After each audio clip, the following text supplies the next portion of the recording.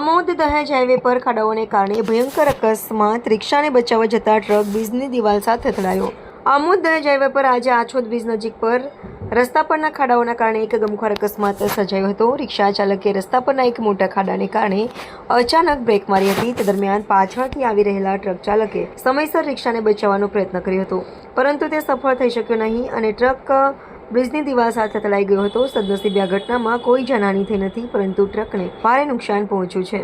સ્થાનિક લોકોનો આક્ષેપ છે કે આછોદ રોડ પર લાંબા સમયથી અતિશય ખાડાઓને કારણે વારંવાર નાના મોટા અકસ્માતો સર્જાઈ રહ્યા છે। ખાડાઓને કારણે વાહન ચાલકોને અચાનક બ્રેક મારવી પડે છે, જેના કારણે પાછળ આવતા વાહનોને અકસ્માતનો ભોગ બનવું પડે છે।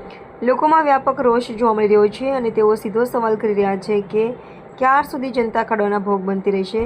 રસ્તા સુધારવા માટે સરકાર ક્યારે જાગશે? આ ઘટનાએ ફરી એકવાર રસ્તાઓની બિસ્માર હાલત અને તેના કારણે ઉદ્ભવતા જોખમોને ઉજાગર કર્યા છે। સ્થાનિકોએ વહીવટીતંત્રને તાત્કાલિક આ રસ્તાનું સમારકામ કરવાની માંગ કરી છે, જેથી ભવિષ્યમાં આવા અકસ્માતો ટાળી શકાય।